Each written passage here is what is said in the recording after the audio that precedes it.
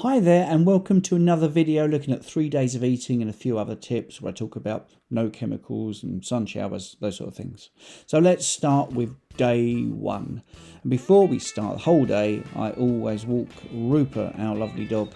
We go to St Chad's Water, which is just local and a really peaceful, lovely place to get out into the morning sunshine. And even if it's a bit nippy, which it tends to be in the UK, that's pretty good for your health, to make sure that you're getting out into the fresh air. Rupert is always bouncing and full of health. Then I take him home and I do 9 minutes in a sun shower. I do that once a week.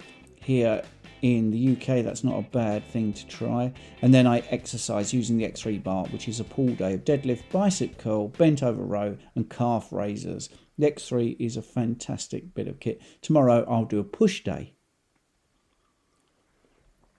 And just showered using the tallow soap. So here is the preparation for today's breakfast, which is at 10 to 12 in the middle of the day. A little blob of tallow in a pan. I've already whisked up 3 eggs, 3 whole eggs, free range of course. We've got some pork sausage we could use, and we were going to use some bacon. And in this pan is some tallow already. This is if you want to add fats. You can go mad with things like, we call it beef dripping, but in the States they call it tallow. And you can put quite a bit of fat in there before you do your scrambled eggs. So the bacon is sizzling away. If it was streaky bacon, there was a lot more fat in the bacon, you wouldn't need to put the tallow in. But because this is back bacon, we put tallow into the pan. So I've added some sausage to the pan. This is 98% pork. So if you're new to carnivore and you're missing sausage, well, you can in the first month get away with a couple of sausages. Just make sure that it's high amounts of the pork or beef or whatever type of sausage you have, and there's no added sugar. So if you're worried about cooking times, then you can always stack the bacon up, put the sausage in. I'm going to put a bit more tallow in and make it as yummy as possible. So the scrambled egg is nearly done. Just got to get it thicken up a little bit. And in the meantime, I'll just show you that we've got lamb and duck and tripe for our raw carnivore dog Rupert.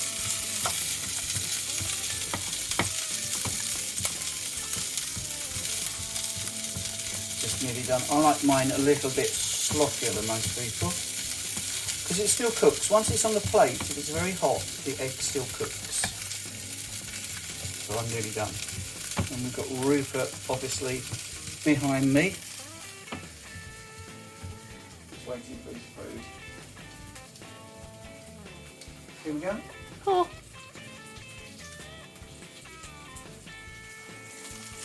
So there's my scrambled egg. Put it under the light so you can see.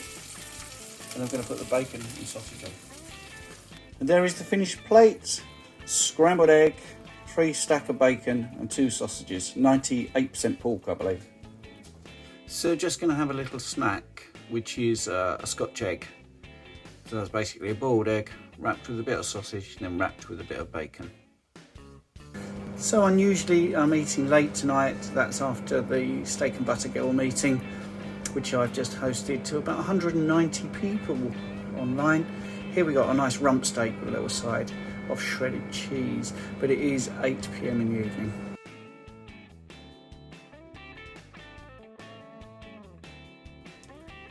Just some of the things that we're looking at for Rupert as an addition, but he tends to have basically raw meat. So it is 5 to 1 in the afternoon on a Wednesday here in the UK, and I'm using a little bit of this beef tallow, which is in the pan. And as someone has said on YouTube, we do need to get a new frying pan, absolutely. So in go the 98% pork sausages and the back bacon into the tallow, and off they sizzle. So we've got 7 eggs between the two of us. I'm going to whisk those up and we're going to make some lovely scrambled eggs.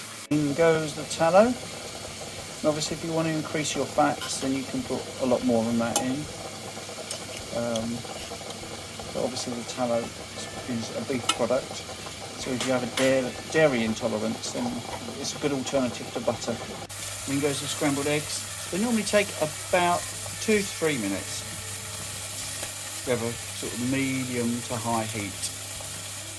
Not our favourite hob though. We prefer a gas hob. This is electric, induction hob. That's finished off now. That looks perfect to me. And there you have a lovely scrambled egg with a couple of bacon and a 98% pork sausage. Can't wait to eat it. Right, using the pan from earlier, just put in an extra bit of tallow because we're going to do a rump and a fillet steak. It is now 5:15 in the afternoon.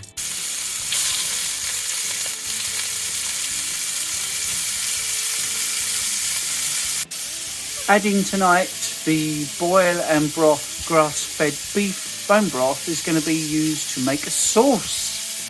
So we're going to try and make some sauce with the grass-fed bone broth.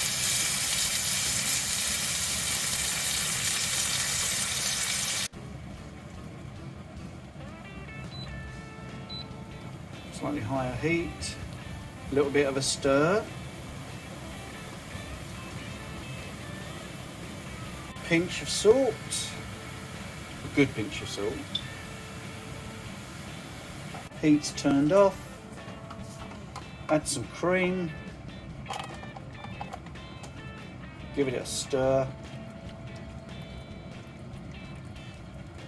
And you've got a nice grass-fed beef bone broth sauce.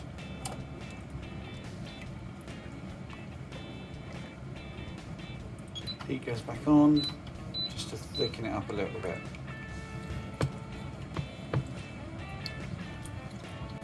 Bring it back to the boil, and it's going to be served as quite a thin sauce, just to go all over the steak. Here we go. And there you are, 2 steaks with the sauce that you just saw made. There it is cooked, and this is what it looks like on the inside. Day 3. And we were eating out on day 3, so we went out to the cowshed, and I had a Swiss water decaf coffee. Yes, I know coffee is not carnivore. I do have that every so often. This is what it looks like with that dairy cream stirred in. And one of the things about the cowshed we like is it does allow Rupert in there. So and the waitresses absolutely love him. I had a traditional breakfast, 3 poached eggs, a couple of bacon and sausage, which of course looks fabulous. It's one of our favourite places, the cowshed. They do welcome dogs, and it is pretty cool. Like I say, it's local. Here's my 1 litre car as I speed off into the distance. And yeah, what a motor that is. Absolutely full of power. Anyway, on to the food. Okay, so we've put the tallow into the frying pan. We've got a 475 gram rump steak to cook. We had the breakfast out this morning, and this is the second meal of the day, which is at 6 o'clock in the evening. And we ate this morning at 11:30 in the morning. So an eating window of about 7 hours. So the steak, here's the rump steak, 475 grams. We're obviously going to cut it in half to get it into the frying pan, which is now sizzling away in the background. Always put the steak straight into a hot pan. Do you want some steak? Do you want some steak? I find just pressing this steak down just ensures it's cooked all the way through, nice and evenly. While that's sizzling away, we have some tripe for Rupert, and we have a duck neck. There's a little bit left over from his morning meal. So that's a duck neck and some tripe for Rupert. There is the steak. I know it's a bit scruffy, but it's difficult doing the steak and also doing the video. I tend to take what's from the pan, just drizzle it over. A few people say I need a new frying pan, not a problem. And there you go, look at that, wonderful, eh? Rump steak. And we're talking, what, 10 minutes to do that? 10 minutes. Absolutely gorgeous rump steak. Juicy and full of nutrition. So a lot of people think that the carnivore diet and carnivore breakfasts are a bit samey. Normally the same people that have cereal every single morning of their entire life. So we're going to look at bacon and eggs, and we're going to make it look a little bit different. So we've chopped up some bacon, we've whisked up some eggs, and this breakfast is going to be amazing, but looks slightly different. So for all those people that love cereal every morning, push that to one side, get rid of the grains, get rid of the carbohydrates, and start having a healthy breakfast, which is very versatile.